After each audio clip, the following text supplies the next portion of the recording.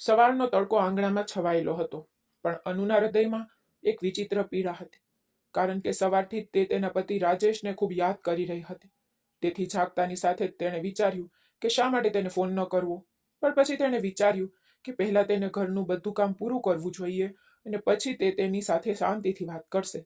આ વિચારીને તેણે રસોડામાંથી તેના દિવસની શરૂઆત કરી. સૌ પ્રથમ તેણે ઝડપથી ખોરાક રાંધ્યો, પછી તેણે પ્રેમથી તેની સાસુને પ્લેટમાં પીરસ્યો અને ખવડાવ્યું. તે પછી તેણે 2-4 કોળ પણ ખાધા, પણ પછી તેનું મન બીજે ક્યાંક હતું. પછી ભોજન પૂરું કર્યા પછી તેણે ઝડપથી વાસણો ધોયા અને બરાબર લૂછીને તેમની જગ્યાએ ગોઠવી દીધા. કામ પૂરું થતાં સુધીમાં 1 વાગી ગયો. પછી જેમ જેમ તેણે હાથ ધોઈને પોતાનું પલ્લું ઠીક કર્યો, તેના મનમાં એ જ બેચેની ફરી વળી કે હવે તેને રાજેશ સાથે વાત કરવી છે. આ વિચારીને તેણે ધીમે ધીમે મોબાઈલ ઉપાડ્યો, સ્ક્રીન પર રાજેશનો નંબર શોધ્યો અને મનમાં થોડી આશા સાથે ફોન કર્યો. પછી ફોન લાંબા સમય સુધી વાગતો રહ્યો, પણ રાજેશે ફોન ઉપાડ્યો નહીં. આ પછી તેણે 3-4 વાર પ્રયત્ન કર્યો, પણ કોઈ જવાબ ન મળ્યો. તેથી હવે અનુ થોડી ઉદાસ થઈ ગઈ, કારણ કે આવું હંમેશા થતું. તે તેના પતિને પ્રેમથી ફોન કરતી, પણ રાજેશે ફોન ઉપાડ્યો નહીં. ક્યારેક તે આખો દિવસ જવાબ પણ આપતો નહોતો. જોકે અનુ થોડી રાહ જોતી હતી, પણ રાજેશે ફોન ન કર્યો અને તે વધુ ઉદાસ થઈ ગઈ. તેથી તેને ઘરે રહેવાનું મન નહોતું થતું. પણ શું કરવું? અનુ ભારે હૃદય સાથે તેના રૂમમાં ગઈ અને તેના ભાગ્યને કોસવા લાગી. પછી જ્યારે બપોરનો સમય થયો, ત્યારે તેણે ભારે હૃદય સાથે 4 રોટલી બનાવી. પછી તેણે તેની સાસુ સુમિત્રાને 2 રોટલી ખવડાવી અને તેને દવા આપી.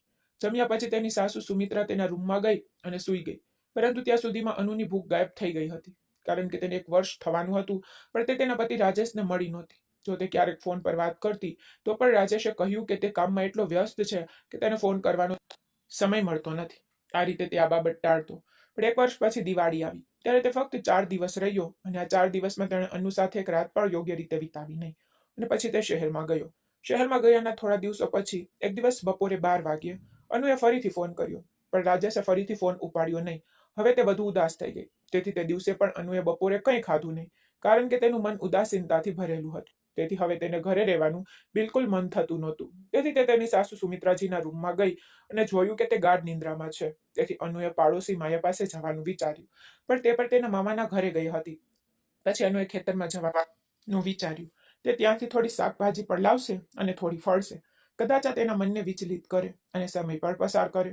આ વિચારીને તે તેની સાસુ સુમિત્રાજીના રૂમમાં ગઈ અને મોટેથી કહ્યું, સાસુજી, મને થોડી વાર માટે ખેતરમાં જવા દો.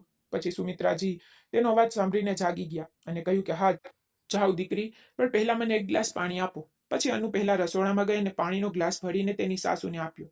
પછી તે ખેતર તરફ રવાના થઈ. તેમનું ખેતર ઘરથી લગભગ 2 કિમી દૂર હતું.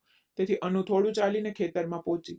ખેતરમાં ટીનની છતવાળી એક નાની ઝૂંપડી હતી. તેથી અનુ ત્યાં ગઈ, પરંતુ ત્યાં કોઈ દેખાયું નહીં. કદાચ આજે કોઈ મજૂર કામ પર આવ્યો નહોતો. છતાં તેણે આસપાસ જોયું અને ખેતરમાં કામ કરતા આર્ય નામના મજૂરને જોયો. પછી તેણે અનુને પણ જોઈ, પણ તે પોતાના કામમાં વ્યસ્ત હતો. તે નજીક આવ્યો નહીં. તે ખેતરમાં કેટલીક શાકભાજી હતી, તેથી અનુએ કેટલીક શાકભાજી તોડી. પછી તેની નજર જામફળના ઝાડ પર ગઈ. તેથી તેના મનમાં વિચાર આવ્યો કે શા માટે 2-4 જામફળ તોડીને ખાઈ ન લે. આ વિચારીને તે ઝાડ પાસે ગઈ, પણ ઝાડ થોડું ઊંચું હતું, એટલે તેને લાગ્યું કે હાથથી જામફળ તોડવું મુશ્કેલ બનશે. એટલા માટે તેણે દૂર કામ કરી રહેલા આર્યને મોટેથી બોલાવ્યો. આર્ય. પછી આર્યએ તેને જોઈ અને કહ્યું, હા મેડમ. પછી અનુએ કહ્યું, અહીં આવો. આના પર આર્યએ દૂરથી જોરથી જવાબ આપ્યો, હા, હું આવી રહ્યો છું મેડમ. અને પછી હાથથી ઈશારો કરીને આવ્યો. તે અનુ પાસે ગયો અને કહ્યું, મને કહો મેડમ, શું વાત છે? પછી અનુએ કહ્યું, અરે આર્ય, મને થોડા જામફળ જોઈતા હતા, પણ જો આ ઝાડ ખૂબ ઊંચું છે, તેથી હું તેને તોડી શકતી નથી. આના પર આર્યએ કહ્યું, ઓ મેડમ, ચિંતા ના કરો, હું હમણાં જ તેમને તોડી આપું. જો તમે મને પહેલા કહ્યું હોત તો હું અત્યાર સુધીમાં તેમને તોડી નાખત. આ પર અનુએ હસતા હસતા કહ્યું, હા, મને ખબર છે, તેથી જ મેં તમને અવાજ કર્યો. પછી આર્યએ કહ્યું, ઠીક છે, રાહ જુઓ, હું હમણાં જ તેમને તોડીને આપું છું. એટલું કહીને તેણે પોતાના ચપ્પલ ઉતાર્યા અને ઝડપથી જામફળના ઝાડ પર ચડી ગયો. પછી તેણે કેટલાક પાકેલા જામફળ તોડી નાખ્યા અને ઉપરથી અનુ તરફ ફેંકવાનો ઈશારો કર્યો. પછી અનુએ ઝડપથી કહ્યું, અરે આર્ય, થોડી રાહ જુઓ. આટલું કહીને તેણીએ તેની સાડીનો પલ્લુ ફેલાવ્યો અને કહ્યું, હવે તેને તેમાં નાખો. આ પર આર્યએ કહ્યું, ઠીક છે મેડમ, પણ તેને કાળજીપૂર્વક પકડી રાખો. હવે હું અહીં ફેંકીશ. પછી તેણે અનુ તરફ 2 જામફળ ફેંક્યા, તો અનુએ તેને તેની સાડીના પલ્લુમાં સારી રીતે પકડી લીધા. પછી આર્યએ ઉપરથી કહ્યું, રાહ જુઓ મેડમ, હું વધુ ફેંકું. પછી આર્યએ બીજા જામફળ ઉપાડ્યા, સીધા અનુની સાડીના પલ્લુમાં ફેંકી દીધા. આ વખતે જામફળ પહેલા કરતા મોટા અને ભારે હતા. પછી અનુએ બંને હાથે પલ્લુને મજબૂતીથી પકડી રાખ્યો હતો, પરંતુ જામફળ પડતા જ અનુની સાડીનો પલ્લુ ખંભા પરથી થોડો સરકી ગયો. તેથી અનુ ખૂબ જ ગભરાઈ ગઈ. પછી તેને સમજાવ્યું નહીં કે શું કરવું. પછી આર્યએ કહ્યું, ઓ મેડમ, મને માફ કરજો મેડમ. પછી અનુએ ઉપર જોયું. પછી આર્યની નજર તેના પર સ્થિર થઈ ગઈ. આ જોઈને તે વધુ મૂંઝાઈ ગઈ. પછી તેણે ઝડપથી પલ્લુને ઠીક કર્યો. તેને ઝડપથી તેના ખંભા પર ગોઠવવા લાગી. પણ અનુને પણ કંઈક વિચિત્ર લાગ્યું. પણ શું કરવું? પછી તેણે જમીન પર પડેલા 3-4 જામફળ ઉપાડ્યા અને આર્યને કહ્યું, હવે ઠીક છે આર્ય, થોડા આપી દો. આ પર આર્યએ કહ્યું, રાહ જુઓ મેડમ, હું થોડા વધુ તોડી અને ત્યાં ઘાસ પર ફેંકીશ. આ પર અનુએ માથું હલાવ્યું અને કહ્યું, ઠીક છે, અને એક બાજુ ઊભી રહી ગઈ. પછી આર્ય થોડા વધુ પાકેલા જામફળ તોડવા લાગ્યો અને હવે તેણે ઝાડ નીચે લીલા ઘાસ પર જામફળ ફેંકવાનું શરૂ કર્યું. તે જામફળના ઝાડને નજીકના નાળામાંથી પાણી મળતું, જેના કારણે આસપાસનું ઘાસ પણ લીલું અને સુંદર હતું. પછી આર્યએ ઘણા બધા જામફળ તોડી અને નીચે ફેંકી દીધા. પછી અનુએ કહ્યું, રોકો આર્ય, શું તમે હવે બધા જામફળ તોડી નાખશો? આ પર આર્યએ કહ્યું, ઠીક છે મેડમ, હવે હું નહીં તોડીશ. પછી આર્યએ જામફળ તોડવાનું બંધ કર્યું. પછી તે ઝાડ પરથી નીચે આવ્યો અને જામફળ ભેગા કર્યા. પછી તેણે અનુને પૂછ્યું, મેડમ, શું હું આ જામફળ તમારી બેગમાં મૂકી દઉં? આ પર અનુએ કહ્યું, ના ના, હું ઘરમાં એકલી છું. માસી દવા ખાઈ છે, તેથી મને 5 કે 6ની જરૂર છે. આ કહીને તેણે ત્યાંથી 5 જામફળ ઉપાડ્યા અને તેને તેની સાડીના પલ્લુમાં બાંધી દીધા. પછી આર્યએ તેને પૂછ્યું, મેડમ, બાકીના જામફળનું મારે શું કરવું? આ પર અનુએ જવાબ આપ્યો, અરે આર્ય, તમે પણ જામફળ ખાઓ, બાકીના ઘરે લઈ જાઓ. આ પર આર્યએ જવાબ આપ્યો, અરે મેડમ, મારા ઘરમાં પણ કોઈ ખાશે નહીં. પછી અનુએ કહ્યું, તો પછી તે કોઈને આપી દો, કારણ કે આટલા બધા જામફળ ઘરે લઈ જઈને હું શું કરીશ?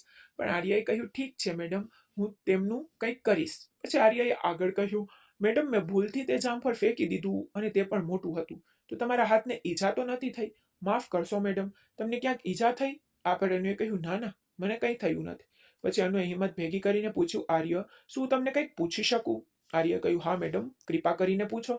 તો અનુએ પૂછ્યું, શું તમને ક્યારેય રાજેશનો ફોન આવ્યો હતો? આ પર આર્યએ જવાબ આપ્યો, હા, તે આજે જ આવ્યો હતો. આ પર અનુએ આશ્ચર્ય સાથે પૂછ્યું, આજે? પણ ક્યારે? આર્યએ કહ્યું, અડધો કલાક પહેલા જ. પછી અનુએ કુતૂહલવશ પૂછ્યું, તે શું કહી રહ્યા હતા? આર્યએ જવાબ આપ્યો, કંઈ ખાસ નહીં, તે ફક્ત સુખાકારી અને ખેતરો વિશે પૂછી રહ્યા હતા. આ પર અનુએ થોડી શંકાથી આર્ય તરફ જોયું અને કહ્યું, આર્ય, તમે સાચું કહી રહ્યા છો? આ પર આર્યએ કહ્યું, મેડમ, હું કેમ ખોટું બોલીશ? જો તમે મારા પર વિશ્વાસ નથી કરી રહ્યા તો મારો મોબાઈલ કાઢીને હું તમને બતાવું. ઠીક છે, રાહ જુઓ. આ કહીને આર્યએ પોતાનો મોબાઈલ કાઢ્યો અને કોલ બતાવવા લાગ્યો. જુઓ, 25 મિનિટ પહેલા માલિકે ફોન કર્યો. પછી અનુએ જોયું કે તે ખરેખર રાજેશનો ફોન હતો. તે 50 મિનિટ પહેલા આવ્યો હતો. પછી અનુએ કહ્યું, ઠીક છે આર્ય, હવે હું જાઉં છું. આર્યએ કહ્યું, હા મેડમ, ઠીક છે, પણ ક્યારેક ખેતરમાં શાકભાજી લેવા આવતા રહો. આના પર અનુએ જવાબ આપ્યો, હા, હું આવીશ. બધું કેવું ચાલે છે? આર્યએ હસીને કહ્યું, મેડમ, બધું બરાબર ચાલી રહ્યું છે. આ પછી અનુ ત્યાંથી તેના ઘર તરફ નીકળી ગઈ. પણ હવે રાજેશનું વર્તન તેને વધુ દુઃખી કરી રહ્યું હતું, કારણ કે તેણીએ ઘણીવાર ફોન કર્યો, પણ રાજેશે એક પણ ફોન ઉપાડ્યો નહીં કે પાછો ફોન કર્યો નહીં. અને થોડા સમય પહેલા જ તેણે આર્ય સાથે વાત કરી. આ બધું વિચારીને અનુ ખૂબ ખરાબ અનુભવી રહી હતી. તે સમજી શકતી નહોતી કે રાજેશ આવું કેમ કરી રહ્યો છે. તે આર્ય જે તેમના ખેતરનું બધું કામ સંભાળતો, રાજેશે તેને ફોન કર્યો હતો, જેને રાજેશ આખું વર્ષ સારા પૈસા આપતો.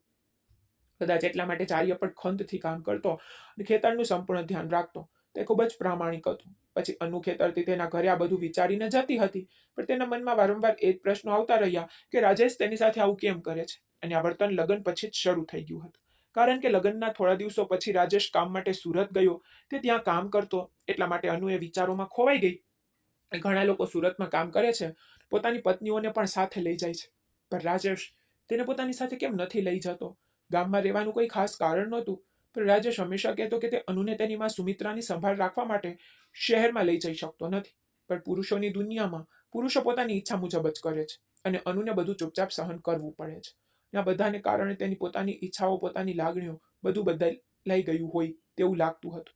અથવા તમે કહી શકો કે હવે તે પોતાની ઈચ્છાઓને મારી નાખવાની આદત પડી ગઈ હતી. આ વિચારોમાં ખોવાયેલી અનુ તેના ઘરે પહોંચી. જ્યારે તે ઘરની અંદર ગઈ ત્યારે તેણે જોયું કે તેની સાસુ સુમિત્રા ઊભી થઈને બેઠી હતી.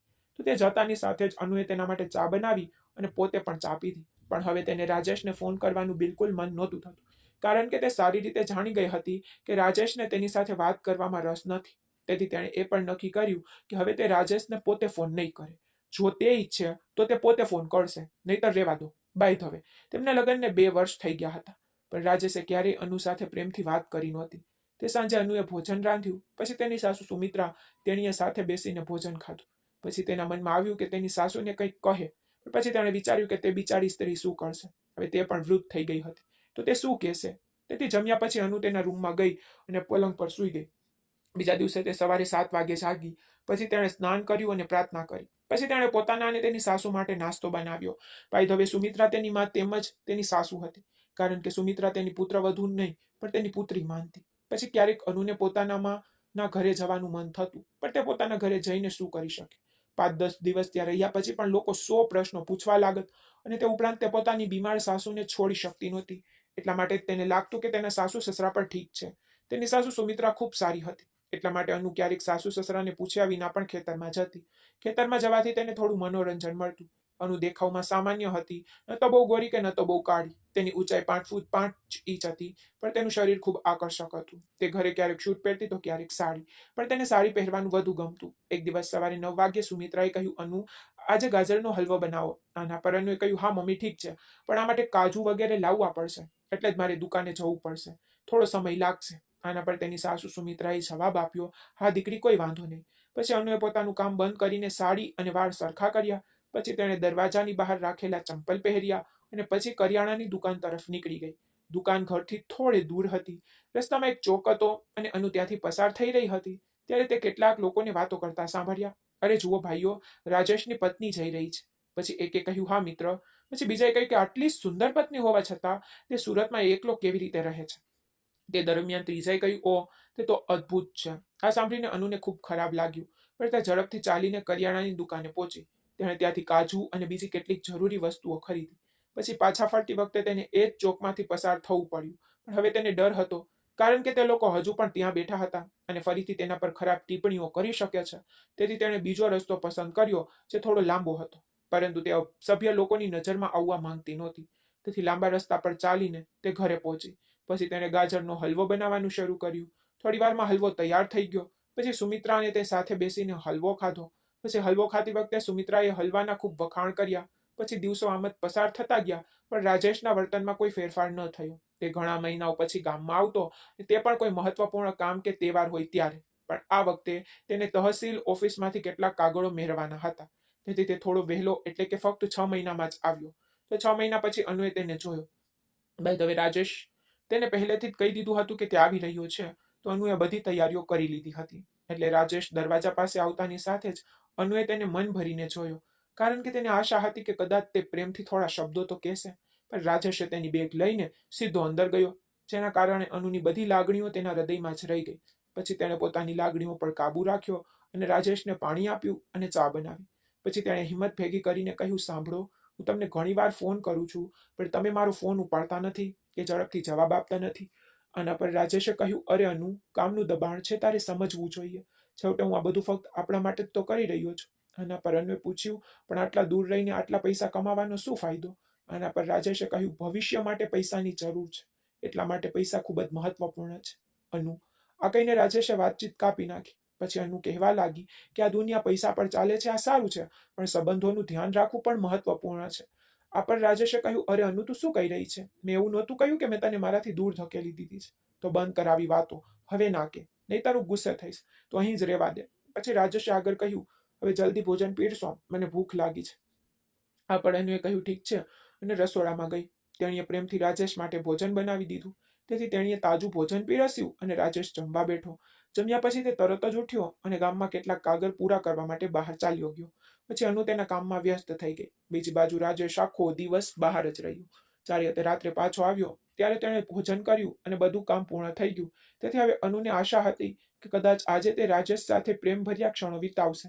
પરંતુ રાજેશ પહેલેથી જ તેના રૂમમાં ગયો, પલંગ પર સૂઈ ગયો. પછી અનુએ વાસણો ધોયા અને રાખ્યા અને તેના રૂમમાં ગઈ. પછી રાજેશ પલંગ પર સૂતો હતો. તેથી તેણી તેની પાસે ગઈને તેના ખંભા પર હળવેથી થપથપાવી અને કહ્યું, સાંભળો ને, શું થયું? આજે તમે થાકી ગયા છો? તમે સૂઈ ગયા? શું તમને તે દસ્તાવેજો મળ્યા જે લેવા ગયા હતા? પરંતુ રાજેશ તરફથી કોઈ જવાબ ન આવ્યો. તેથી આ વખતે અનુએ થોડા ઊંચા અવાજે કહ્યું, શું થયું? શું તમે સૂઈ ગયા? શું તમને તે દસ્તાવેજો મળ્યા જે તમને જોતા હતા, જે તમે લેવા ગયા હતા? આના પર રાજેશે ઊંઘતા અવાજમાં કહ્યું, ના અનુ, તે સાહેબ આજે આવ્યા નથી, તે કાલે આવશે. આના પર અનુએ કહ્યું, સારું, સરકારી કામ આવું જ છે, સમયસર કંઈ થતું નથી. પછી રાજેશે કહ્યું, હા, બધું છોડી દો, સૂઈ જાઓ. આના પર અનુએ હિંમત ભેગી કરીને કહ્યું, તમે શું કહી રહ્યા છો? તમે આટલા મહિના પછી ઘરે આવ્યા છો અને તમે મને સૂવા માટે કહી રહ્યા છો?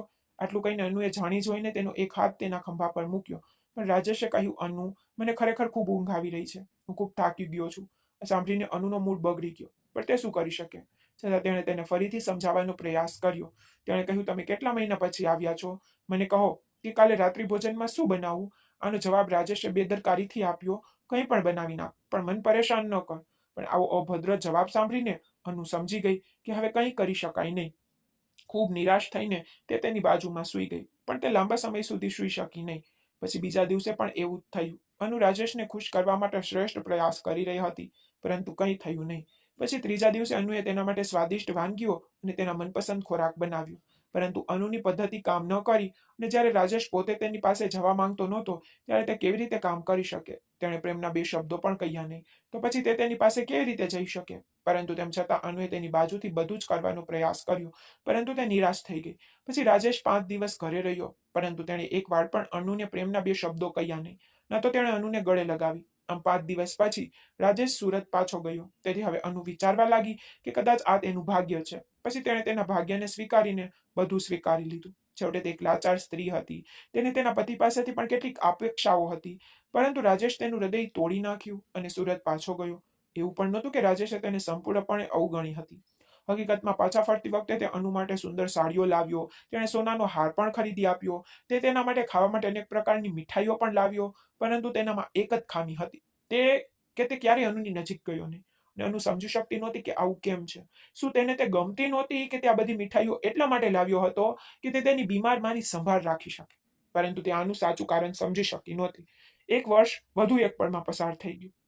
હવે તેમના લગ્નને 3 વર્ષ થઈ ગયા. અનુની સાસુ સુમિત્રા પણ ઘણી વૃદ્ધ થઈ ગઈ. એક દિવસ અનુને ખૂબ કંટાળો આવતો હતો. સાંજના 5 વાગ્યા હતા. તેથી તેણે ખેતરમાં જવાનું વિચાર્યું. પણ પછી તેણે વિચાર્યું કે જો તે 5 વાગ્યે ખેતરમાં જશે તો તે પાછા ફરે ત્યાં સુધીમાં મોડું થઈ જશે. તેથી તેણે નક્કી કર્યું કે તે આજે નહીં, કાલે ખેતર જશે. પછી બીજા દિવસે તે હંમેશાની જેમ જાગી ગઈ. તેણે સ્નાન કર્યું, પ્રાર્થના કરી, 11 વાગ્યે તેનું ભોજન પૂરું કર્યું. પછી તેણીએ તેની સાસુ સુમિત્રાને દવાઓ આપી અને પછી ખેતરમાં જવા નીકળી ગઈ. જ્યારે તે ખેતરમાં પહોંચી ત્યારે ત્યાં કેટલીક સ્ત્રીઓ કામ કરી રહી હતી. ડાંગરના ખેતરમાં ઘાસ કાઢવાનું કામ ચાલી રહ્યું હતું. તે સમયે વરસાદની ઋતુ હતી. ત્યાં ગામની કેટલીક સ્ત્રીઓ પણ હતી, પણ અનુ તેમને બહુ ઓળખતી નહોતી. તેથી તે તેમની સાથે વાત કરવા ગઈ નહીં. તેના બદલે તે સીધી ટીનની છતવાળી નાની ઝૂંપડીમાં જ ગઈ. આર્ય ત્યાં હતો. તે પણ કોઈ કામમાં વ્યસ્ત હતો, પણ અનુને જોઈને તે થોડું હસ્યો. પછી અનુ પણ તેને જોઈને થોડું હસી. પછી આર્યએ પૂછ્યું કે શું થયું મેડમ, આજે તમે અચાનક ખેતરમાં આવી ગયા? આ પર અનુએ એમ જ કહ્યું કે મને ઘરે ખૂબ કંટાળો આવતો હતો, તેથી મેં અહીં આવવાનું વિચાર્યું.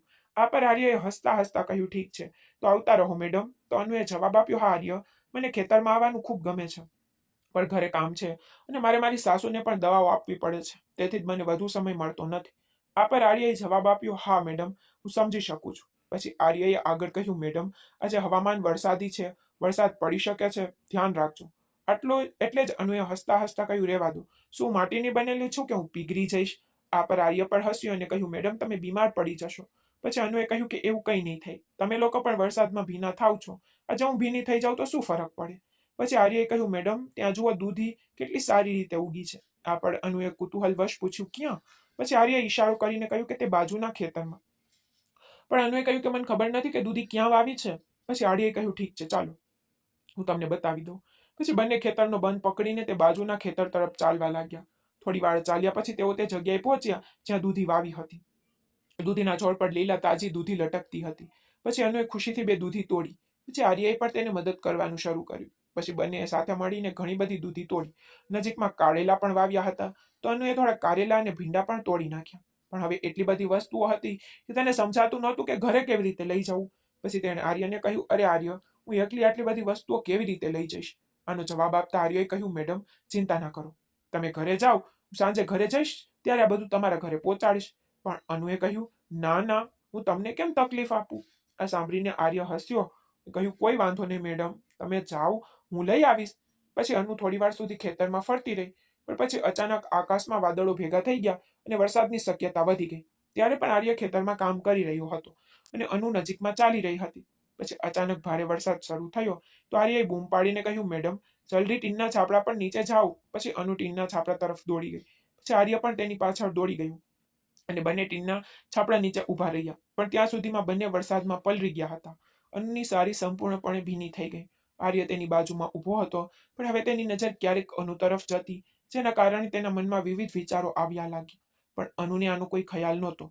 તે છાપડા નીચે ઊભી હતી, પણ આર્ય થોડો બેચેન દેખાઈ રહ્યો હતો. તેને કહ્યું, મેડમ, મારે ત્યાં થોડું કામ છે, હું જઈશ. આ પર અનુએ કહ્યું, અરે આર્ય, તમે આટલા વરસાદમાં ક્યાં જશો?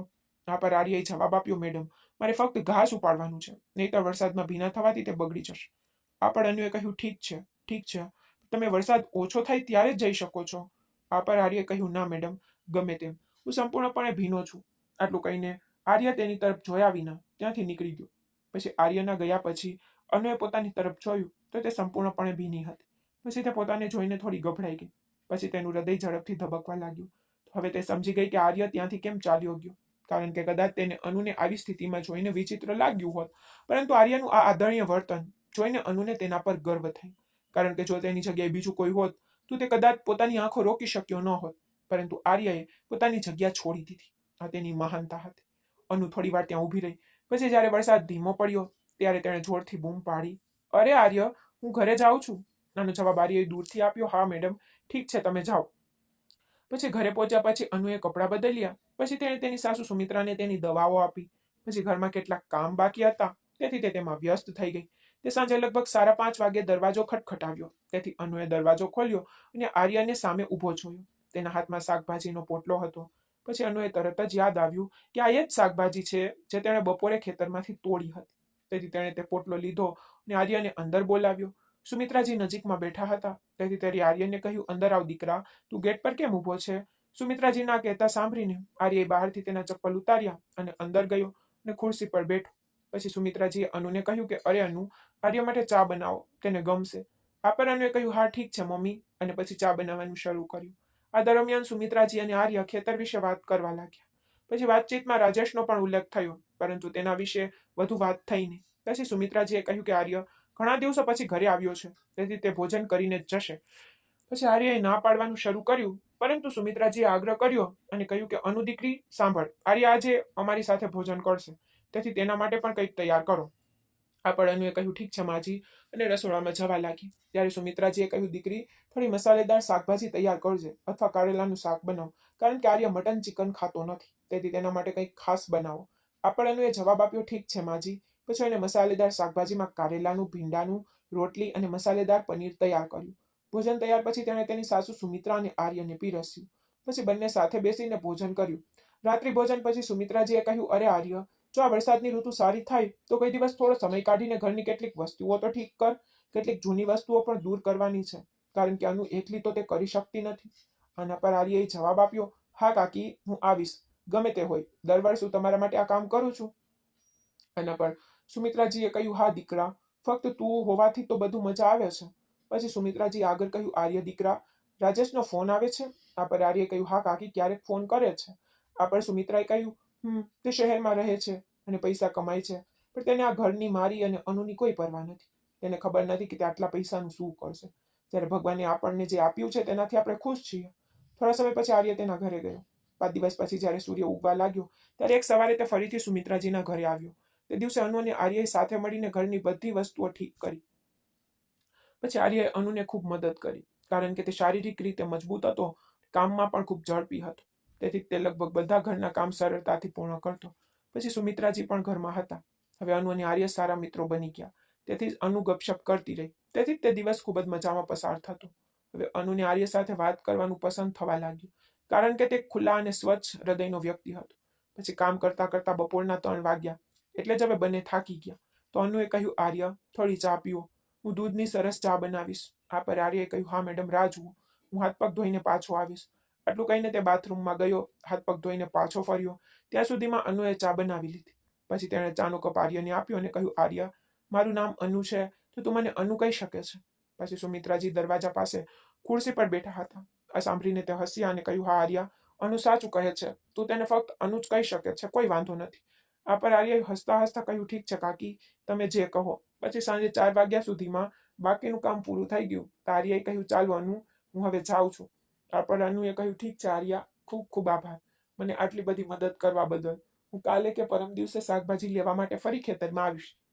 આ પર આર્યએ કહ્યું, હા હા, ચોક્કસ આવજો. આટલું કહીને આર્ય તેના ઘરે ગયો. બીજા દિવસે સવારે અનુ ઘરનું બધું કામ પૂરું કરીને 11 વાગે ખેતર તરફ નીકળી ગઈ. જ્યારે તે ખેતરમાં પહોંચી ત્યારે ત્યાં કોઈ નહોતું.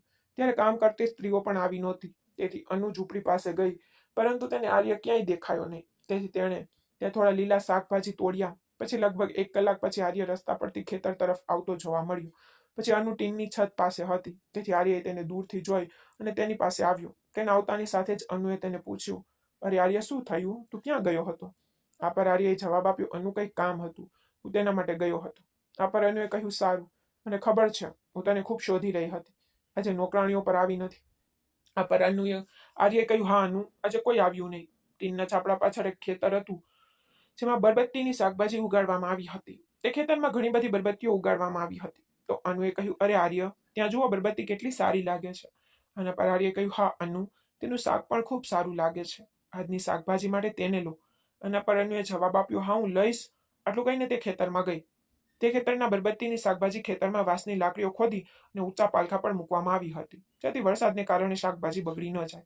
તેથી અનુએ તેની સાડી કમરમાં બાંધી અને બરબત્તીઓ તોડવા માટે હાથ લંબાવ્યો, પરંતુ તેનો હાથ ઉપરના પાલખા સુધી પહોંચતો નહોતો અને બરબત્તીઓ વાંસના કાંટાવાળી જાળીમાં ફસાઈ ગઈ હતી, જેના કારણે તેને તોડવામાં મુશ્કેલી પડી રહી હતી. છતાં તે પ્રયાસ કરતી રહી. પણ અચાનક તેના પગમાં કંઈક વાગ્યું. કદાચ કાંટો હતો અને અનુએ ચીસ પાડી, હે ભગવાન, હું મરી ગઈ, બસ. એટલામાં આર્ય તેની તરફ દોડી ગયો. પછી અનુએ તેના હાથમાં રહેલી બરબત્તી ફેંકી દીધી, ત્યાં જ બેસી ગઈ. બસ. આર્યએ ચિંતાથી પૂછ્યું, શું થયું અનુ? તો અનુએ પીડાદાયક અવાજમાં કહ્યું, આર્ય, મારા પગમાં ક્યાંક કાંટો વાગ્યો. આ પર આર્યએ કહ્યું, હા, અહીં ઘણા કાંટા છે, તો તમારે કાળજીપૂર્વક ચાલવું જોઈતું હતું. આ પર અનુએ કહ્યું, હા, પણ મને કેવી રીતે ખબર પડે કે અહીં કાંટા હશે? પછી અનુનો ચહેરો પીડાથી વિકૃત થવા લાગ્યો. આ જોઈને આર્યએ કહ્યું, ચિંતા ના કર અનુ, રાહ જુઓ, હું કાંટો કાઢી નાખીશ. આટલું કહીને તે અનુની બાજુમાં બેઠો. પછી અનુએ ખેતરના બંધ પર તેના ચપ્પલ ઉતાર્યા હતા, એટલા માટે તેના પગમાં કાંટો ફસાઈ ગયો હતો.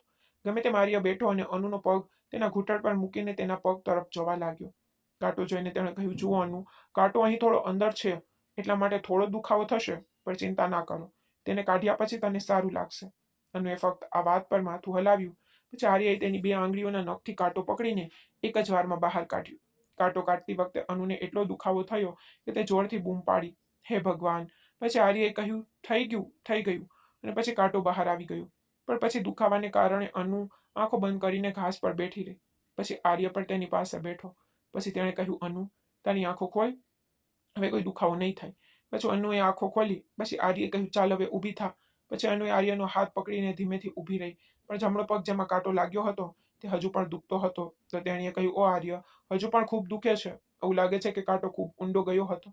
અને પર આર્યએ જવાબ આપ્યો, હા, તે અંદર ગયો હતો, પણ હવે કોઈ સમસ્યા નથી. થોડો સમય લાગશે, પછી બધું ઠીક થઈ જશે. ચાલો ધીમે ધીમે ઝૂંપડી પાસે જઈ, અને જો તમે ત્યાં થોડો આરામ કરશો તો તમને સારું લાગશે. આના પર અનુએ કહ્યું, ઠીક છે, ચાલો. પછી તે લંગડાતા લંગડાતા ચાલવા લાગી, પરંતુ તેના પગમાં દુખાવો એટલો બધો હતો કે થોડા ડગલા ચાલ્યા પછી તે ફરીથી બેઠી અને બોલી, ઓ આર્ય, હું હવે વધુ ચાલી શકતી નથી. અને પર આર્યએ કહ્યું, અનુ, ચિંતા ના કર, હું તને મદદ કરીશ. આટલું કહીને તે નીચે ઝૂકી ગયો. પછી તેણે અનુને એક હાથ પકડીને તેને સહારો આપ્યો, તેને ઉપર ઉઠાવી. પછી અનુએ તેનો એક હાથ આર્યના ખંભા પર મૂક્યો. છેવટે તે ટીનવાળા છાપરા પાસે પહોંચી અને ત્યાં રાખેલો ખાટલો મૂકીને બેઠી. પછી આર્યએ કહ્યું, અનુ, તું અહીં થોડો આરામ કર, થોડા સમય પછી તને સારું લાગશે. રાહ જુઓ, ત્યાં એક એરંડાનું ઝાડ છે, તેના કચડાવેલા પાંદડા લગાવવાથી દુખાવો ઓછો થાય છે. હું તે લઈ આવું. આટલું કહીને તે છાપરાની છતમાંથી બહાર ગયો અને થોડી વાર પછી તેણે કેટલાક લીલા પાંદડા તોડીને લાવ્યો. પછી તેણે પાંદડાને પોતાની હથેળી પર ઘસીને તેનો લીલો રસ કાઢ્યો. પછી ખૂબ જ ધીમે ધીમે તેણે અનુના પગ પર રસ લગાવવાનું શરૂ કર્યું. પછી તેનો સ્પર્શ એટલો નરમ હતો કે અનુનો દુખાવો ખરેખર ઓછો થવા લાગ્યો. પણ હવે તેને કંઈક બીજું લાગવા લાગ્યું, કારણ કે તે એક યુવતી હતી અને આર્ય એક યુવાન. અને પછી અનુના પગ આર્યના હાથમાં હતા અને તે ધીમે ધીમે તેના તળિયા પર રસ લગાવી રહ્યો હતો.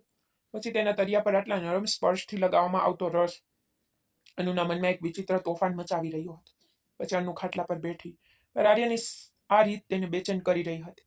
પછી ક્યારેક તે આંખો બંધ કરતી, ક્યારેક ખોલતી.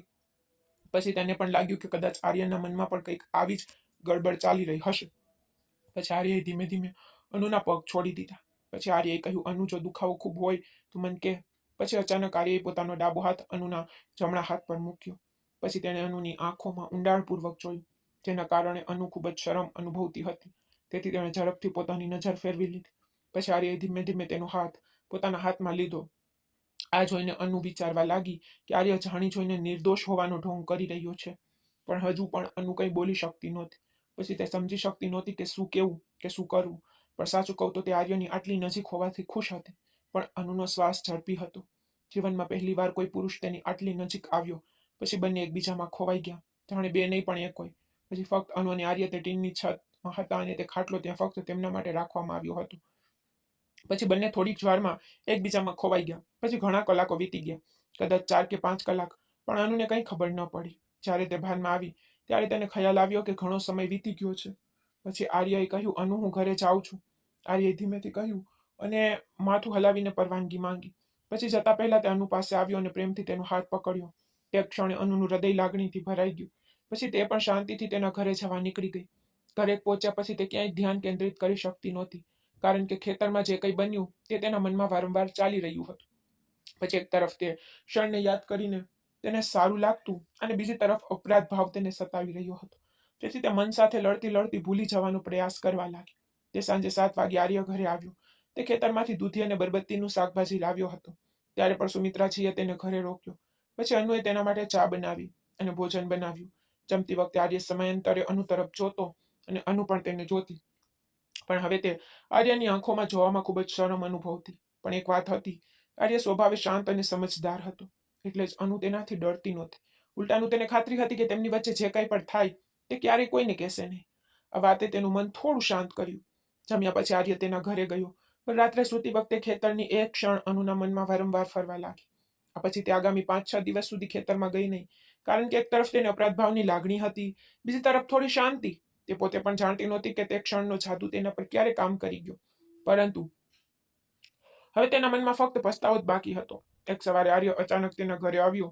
તે પહેલીવાર હતું જ્યારે તે આટલી વહેલી સવારે આવ્યો હતો, જ્યારે સુમિત્રાજી તેના રૂમમાં હતા અને આર્ય દરવાજા પર ઊભો હતો. ત્યારે અનુ તેને જોઈને થોડી ચોંકી ગઈ. પછી આર્યએ કહ્યું, અનુ, હું ખેતરમાં જઈ રહ્યો છું. જો તમને શાકભાજીની જરૂર હોય તો મને કહો, હું પાછા ફરતી વખતે તે લાવીશ. આ પર અનુએ થોડી ખચકાટ સાથે કહ્યું, જો તમારા મનમાં કોઈ શાકભાજી હોય તો તે લાવો. પછી અનુએ આગળ પૂછ્યું, શું તમારા માટે ચા બનાવું કે કંઈક? આ પર આર્યએ કહ્યું, ના અનુ, હું ઘરેથી પીને આવ્યો છું. હવે હું ખેતરમાં જવા નીકળીશ. આ પર અનુએ કહ્યું, ઠીક છે. પછી જતા પહેલા આર્યએ ફરીથી પૂછ્યું, અનુ, કાકી ક્યાં છે? તો અનુએ જવાબ આપ્યો, તે તેના રૂમમાં છે. પછી આર્યએ ધીમેથી કહ્યું, અનુ, હું કંઈ કહી શકું? તો અનુએ કહ્યું, હા, કહો. પછી આર્યએ કહ્યું, અનુ, તે દિવસે મારી વચ્ચે જે કંઈ થયું તેના માટે હું માફી માંગુ છું. મને માફ કરજો. પછી અનુ તેના શબ્દો પર બિલકુલ ગુસ્સે ન થઈ, બલકે તેણે કહ્યું કે ઠીક છે આર્ય, હવે જે કંઈ થયું તે ભૂલી જા. પછી આર્ય ગયો અને અનુ ફરીથી ઘરના કામમાં વ્યસ્ત થઈ ગઈ. હવે તેને આર્ય પ્રત્યે ખરાબ લાગ્યું નહીં. પછી થોડા દિવસ આ રીતે પસાર થયા. પછી એક સાંજે રાજેશ અચાનક ઘરે આવ્યો. સામાન્ય રીતે તે ક્યારેય જાણ કર્યા વિના આવતો નહોતો. પછી અનુને ખબર નહોતી કે તે શા માટે આવ્યો છે. પછી તેણે કંઈ પૂછ્યું પણ નહીં. સાચું કહું તો હવે તેમની વચ્ચે પતિ પત્ની જેવું કંઈ બચ્યું જ નહોતું. તે ફક્ત નામનો સંબંધ હતો. બીજી બાજુ આર્ય બીજા દિવસે સવારે ફરીથી ઘરે આવ્યો. પછી રાજેશ ઘરે હતો. પછી સુમિત્રાજી પણ ત્યાં હતા. પછી બંને બાજુના રૂમમાં બેઠા અને રાજેશ તેમની સાથે હતો. પછી સુમિત્રાજીએ અનુને અવાજ કર્યો, અનુ, અહીં આવો. તો અનુ તેમની પાસે ગઈ અને કહ્યું, શું થયું માજી? ચા બનાવી દઉં? અને પણ સુમિત્રાજીએ કહ્યું, ના અનુ, હું તમારી સાથે વાત કરવા માંગુ છું. પછી રાજેશે કહ્યું, અનુ સાંભળ, મેં તમને અત્યાર સુધી આપેલી બધી તકલીફો માટે મને માફ કરશે, પણ સાચું કહું તો હું તમારી સાથે લગ્ન કરવા માંગતો નહોતો. મેં આ લગ્ન ફક્ત મારી માના આગ્રહ પર કર્યા, કારણ કે મારી માએ તમારા પિતાને જે પણ વચન આપ્યું હતું તે મેં પૂર્ણ કર્યું. પરંતુ આમાં મારું જીવન બરબાદ થઈ ગયું. તમે જાણો છો કે હું શહેરમાં રહું છું, પણ આનું એક કારણ પણ છે. તો હવે મને લાગે છે કે મારે તમને બધું કહી દેવું જોઈએ, કારણ કે હું તમારાથી ક્યાં સુધી છુપાવીશ. ખરેખર વાત એ છે કે લગ્ન પહેલા હું એક છોકરીને પ્રેમ કરતો. હું તેની સાથે લગ્ન કરવા માંગતો હતો, પરંતુ મારી માએ બળજબરીથી મારા લગ્ન તમારી સાથે કરાવી દીધા. પછી હું કંઈ કરી શક્યો નહીં. તેથી લગ્ન પછી હું તમને પત્નીનો પ્રેમ આપી શક્યો નહીં. આ માટે હું તમારી પાસે માફી માંગુ છું. પણ આનું મેં જે છોકરીને પ્રેમ કર્યા તેની સાથે લગ્ન કર્યા, અને અમે બંને શહેરમાં સાથે રહીએ છીએ. તેનું નામ પ્રિયા છે. હું તેના વગર રહી શકતો નથી, કારણ કે હું તેને ખરેખર પ્રેમ કરું છું. પછી રાજેશે આગળ કહ્યું, અનુ, આજે હું તને બધું સ્પષ્ટ કહી રહ્યો છું. જો મેં કોઈ ભૂલ કરી હોય તો તું મને સજા આપી શકે છે. જો અનુ, જો તું હજુ પણ મારા પર વિશ્વાસ ન કરે તો આર્યને પૂછ. આર્ય પ્રિયાને મારા વિશે બધું જાણે છે. તે પહેલેથી જ બધું જાણે છે. પણ હવે હું તને એક વાત સ્પષ્ટ પૂછવા માંગુ છું. આ પણ અનુએ ધીમેથી કહ્યું, હા, પૂછો. પછી રાજેશે પૂછ્યું, શું તને આર્ય ગમે છે? કારણ કે આર્ય તને ખૂબ પસંદ કરે છે. તેણે મને આ વાત પોતે કહી છે. તે તારો જીવનસાથી બનવા પણ તૈયાર છે. મેં મમ્મી સાથે પણ વાત કરી છે. તે પર આર્યને પસંદ કરે છે. અને એક વાત, એમાં કંઈ ખોટું નથી. જો તને આર્ય ગમે તો મને તેમાં કંઈ ખોટું નથી લાગતું. તેના બદલે મમ્મી અને હું ખુશ થઈશું. એટલું કહીને તે અટકી ગયો. પછી તેણે અનુને કહ્યું, હું નથી ઈચ્છતો કે તારું જીવન દુઃખમાં વિતાવે, પણ મારી પાસે બીજો કોઈ રસ્તો નથી. હું પ્રિયા વગર રહી શકતો નથી. હું સ્વીકારું છું કે મેં તને દગો આપ્યો. આ માટે હું તારો ગુનાનો દોષી છું. તું મને જે પણ સજા આપે તે સહન કરવા હું તૈયાર છું. પરંતુ જો તું ખરેખર આર્યને પસંદ કરે છે અને તેને તારા પતિ તરીકે સ્વીકારવા માંગે છે, તો હું તને છૂટાછેડા આપવા તૈયાર છું. ભાઈ, હવે મને લાગે છે કે તું અને આર્ય સાથે આવો તે યોગ્ય રહેશે. મમ્મી પણ આ વાત માટે માની ગઈ છે. હવે મને કહો કે તારો નિર્ણય શું છે? ત્યારે અનુ ખૂબ શરમ અનુભવી રહી હતી. તે સમજી શકતી નહોતી કે શું કહેવું. પણ સત્ય એ હતું કે રાજેશ એ જ નિર્ણય લીધો જે અનુના મનમાં હતો. કદાચ તે પણ આ જ ઈચ્છતી હશે. પછી તેને એટલી શરમ આવી કે તે ત્યાંથી ઊભી થઈ અને સીધી રસોડામાં ગઈ. પછી તે મનમાં એટલી ખુશ થઈ ગઈ કે તેને નાચવાનું મન થયું. પણ પોતાની લાગણીઓને કાબૂમાં રાખીને તે રસોડામાં ગઈ અને પાણીનો એક ઘૂંટ પીધો. આજે તે એટલી ખુશ હતી કે તે આકાશમાં ઉડવા લાગી, કારણ કે તે આ ખુશી તે વ્યક્તિને વ્યક્ત કરી શકી નહીં. ત્યારે સુમિત્રાજીએ બૂમ પાડી, અરે અનુ, મને કે તારો નિર્ણય શું છે? પછી અનુ રસોડાના દરવાજા પાસે આવી અને કહ્યું, મમ્મી, તમે જે નક્કી કર્યું, જો તમે સ્વીકારતા હો તો હું સમજ છું. પછી રાજેશે કહ્યું, શું તારો મતલબ છે કે તું તૈયાર છે? આ પર અનુએ નીચા અવાજે કહ્યું, હા. પછી રાજેશે હસતા હસતા કહ્યું, ઠીક છે અનુ, હવે તું મને તારા હાથથી બનાવેલી ચા આપ. આ પર અનુએ કહ્યું, હા, હું હમણાં બનાવું.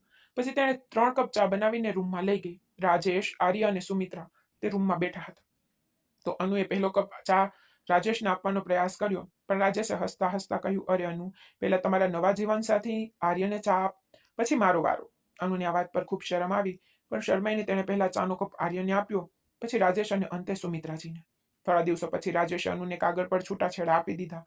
અનુ અને આર્યની સગાઈ થઈ ગઈ. અનુ અને આર્યની સગાઈ પછી તેમના ગામમાં ચર્ચાનો માહોલ છવાઈ ગયો. પણ જ્યારે બધાને સત્ય ખબર પડ્યું, ત્યારે બધાએ પોતાની ખુશી વ્યક્ત કરી. પછી સુમિત્રાજીએ આખા ગામને બોલાવીને એક નાનકડી વિધિ કરાવી. પછી અનુની આંખોમાં એક અલગ જ ચમક આવી ગઈ અને આર્યનો ચહેરો પણ ખુશીથી ઝળહળી ઉઠ્યો. પછી સુમિત્રાજીએ બંનેને આશીર્વાદ આપ્યા અને કહ્યું, દીકરા, હવે તમે બંને એકબીજાનો સહારો આપો. પછી સુમિત્રાજીએ કહ્યું, દીકરી અનુ, હવે તને એ ખુશી મળશે જે તને પહેલા નહોતી મળી. આમ થોડા દિવસો પછી ગામના એક નાના મંદિરમાં અનુ અને આર્યના લગ્નની તૈયારીઓ શરૂ થઈ ગઈ. બધા ગામ લોકો ભેગા થયા અને મંદિરને ફૂલોથી શણગારવામાં આવ્યું. તે ફૂલો અને રંગબેરંગી તારાઓથી શણગારેલું હતું. તે દિવસે અન્નુએ લાલ સાડી પહેરી હતી. તેના કપાળ પર મોટું તિલક હતું અને હાથમાં આર્યનું નામ લખેલી મહેંદી. તે દિવસે આર્ય પર શેરવાનીમાં ખૂબ જ સુંદર દેખાતો હતો. તે દિવસે સુમિત્રાજીની આંખો પર ખુશીથી ભીની હતી. તે વારંવાર કહેતી કે અનુ, તું મારી દીકરી જેવી હતી, પણ આજથી તું મારી દીકરી જ છે. આજે તને જોઈને મારું હૃદય ખુશીથી ભરાઈ ગયું. પછી લગ્નની બાકીની વિધિઓ પૂર્ણ થઈ ગઈ. પછી મંત્રોના ગુંજો વચ્ચે અનુ અને આર્યએ એકબીજાના હાથ પકડ્યા. ગામ લોકોએ ઢોલ વગાડીને નાચ્યા અને ગાયા. તે દિવસે ખેતરોમાંથી તાજા શાકભાજી લાવીને એક મોટી મિજબાનીનું આયોજન કરવામાં આવ્યું. પછી અનુનું હાસ્ય, મંડપમાં આર્યનો શાંત સ્વભાવ જોઈને બધાને લાગ્યું કે આ જોડી તો ભગવાને બનાવી છે. લગ્ન પછી આર્ય અને અનુ સાથે તેના ઘરે જવા લાગ્યો. તો અનુએ કહ્યું, આર્ય, હું માજીને એકલી છોડી શકતી નથી. પછી રાજેશે આર્યને કહ્યું, આજથી તું મારો ભાઈ તરીકે મારા ઘરમાં રહે. આ પર આર્યએ કહ્યું, પણ માલિક, હું તમારા ખેતરનો મજૂર છું, હું આ કરી શકીશ નહીં. આ પર રાજેશે ફરીથી કહ્યું, આર્ય, જો તમે મારી માને તમારા હૃદયથી તમારી કાકી માનો છો, તો હું તમારી કાકીના સોગંદ ખાઈને ના પાડશો. અને જો તમને મારાથી કોઈ તકલીફ હોય તો સાંભળો, હું મારી માને તમને સોંપી રહ્યો છું અને હંમેશા માટે શહેરમાં રહેવા જઈ રહ્યો છું. જો મને ક્યારેય એવું લાગશે તો હું માને મળવા આવીશ. તો હવેથી તમે મારા ઘરના વાસ્તવિક માલિક છો. પછી સાવિત્રીજીએ કહ્યું, રાજેશ દીકરા, તું કાયમ માટે શહેરમાં કેમ જઈ રહ્યો છે? તારી પત્નીને લાવ અને અહીં જ રહે. આ પર રાજેશે કહ્યું, માં, પ્રિયા અહીં આવવા માંગતી નથી, તો હું કંઈ કરી શકતો નથી. પછી સુમિત્રાજીએ તેની આંખોમાં આંસુ રોક્યા નહીં. પછી આર્યને કહ્યું, આર્ય દીકરા, જો તમે પણ મને એકલી છોડીને જવા માંગતા હો તો હું તમને રોકીશ નહીં. તમે અનુ સાથે તમારા ઘરે જાઓ. આ પર આર્યએ સુમિત્રાજી પાસે આવ્યો અને કહ્યું, કાકી, આ તમે શું કહી રહ્યા છો? પહેલા તમે મને દીકરો કહો છો, પછી તમે પોતે જ મને દૂર જવાનું કહી રહ્યા છો. આ સાંભળીને સુમિત્રાજીએ હસતા હસતા આર્યને ગળે લગાવી દીધો. પછી અનુ પણ તેની પાસે ગઈ અને સુમિત્રાજીને ગળે લગાવી. આ પછી રાજેશ કાયમ માટે શહેરમાં ગયો અને આર્યની મા અને સાવિત્રીજી અનુ સાથે રહેવા લાગ્યા. હવે આર્ય આખો દિવસ ખેતરોમાં સખ્ત મહેનત કરતો અને અનુ ઘરનું ધ્યાન રાખતી. પરંતુ હવે એવી કોઈ એકલતા નહોતી જે પહેલા અનુના હૃદયને સતાવતી હતી. હવે આર્ય દરરોજ સાંજે ખેતરમાંથી પાછો ફરતો હતો, તેથી ક્યારેક તે અનુ માટે જામફળ કે કોઈ તાજી શાકભાજી લાવતો. પછી અનુ પ્રેમથી રસોઈ બનાવતી. ખાધા પછી બંને રાત્રે તેમના પ્રેમમાં ખોવાઈ જતા. હવે અનુ આર્યની નાની નાની વાતો પર પણ હસવા લાગી હતી. ક્યારેક બંને રાત્રે છત પર બેસીને ગામની ઠંડી હવામાં વાતો કરતા. અનુને લાગતું કે હવે તે જ શાંતિ શોધી રહી હતી, તે જ તેના જીવનમાં આવી ગઈ છે. આ પછી સમયનું ચક્ર ફરતું રહ્યું. 1 વર્ષ પછી અનુના ઘરે એક નાનું મહેમાન આવ્યું. એક સુંદર નાનો દીકરો, જેનું નામ તેઓએ રાજ રાખ્યું. હવે આખું ઘર રાતના હાસ્યથી ગુંજી ઉઠતું. સુમિત્રાજી પોતાના પુત્રને જોઈને એટલી ખુશ થતી કે તે આખો દિવસ તેને ખોળામાં લઈને ફરતી. આર્યની માં પણ ખૂબ ખુશ થતી. હવે તે અનુને કહેતી, અનુ તું ઘરનો પ્રકાશ છે. પછી આર્ય પણ રાજેશને જોઈને ખુશીથી ખીલી ઉઠતો. પછી તે તેને પોતાના ખંભા પર ખેતરોમાં લઈ જતો અને અનુ જે પહેલા દુખાવાથી જાગતી, હવે તે દરરોજ સવારે હસતા હસતા જાગવા લાગી. ક્યારેક તે આર્ય સાથે ખેતરોમાં કામ પણ કરતી. પછી તે તેના દીકરા રાજને ખોળામાં ખવડાવતી અને તેમની સાસુ સાથે ઘરના કામ પણ પૂરા કરતી. રાજેશનો ઉલ્લેખ ક્યારેક ક્યારેક થતો, પણ તેની યાદો હવે અનુને બિલકુલ સતાવતી નહોતી, કારણ કે હવે તેણીએ તેના નવા જીવનને સંપૂર્ણપણે સ્વીકારી લીધું. એક દિવસ સાંજે અનુ અને આર્ય ખેતરોમાંથી પાછા ફરી રહ્યા હતા. ત્યારે રાત 3 વર્ષનો થઈ ગયો હતો અને તે તેમના નાના નાના પગલાઓ સાથે ચાલી રહ્યો હતો. આ જોઈ અનુએ આર્યનો હાથ પકડીને કહ્યું કે, આર્ય, તમે મારા જીવનને ફરીથી રંગોથી ભરી દીધું છે. આ સાંભળીને આર્ય હસ્યો અને કહ્યું, અનુ, તે મારા જીવનને આ રંગોથી ભરી દીધું છે. હું ફક્ત તારો સાથી છું. બીજી બાજુ કિરણો હવે અસ્ત થઈ રહ્યા હતા અને ખેતરોમાં પોતાનો સોનેરી પ્રકાશ ફેલાવી રહ્યા હતા. અહીં અનુ, આર્ય અને રાજનો નાનો પરિવાર ખુશીથી પોતાનું જીવન જીવી રહ્યું હતું. તો મિત્રો, આ રીતે અનુએ પોતાના દુઃખને પાછળ છોડી દીધા અને એક નવી શરૂઆત કરી. તો મિત્રો, જો તમને આર્ય અને અનુની આ વાર્તા ગમી હોય તો આ વિડીયોને લાઈક કરવાનું અને ચેનલને સબસ્ક્રાઇબ કરવાનું ભૂલશો નહીં. આપણે ફરી કોઈ નવી વાર્તામાં મળીશું. ત્યાં સુધી બાય. ધન્યવાદ.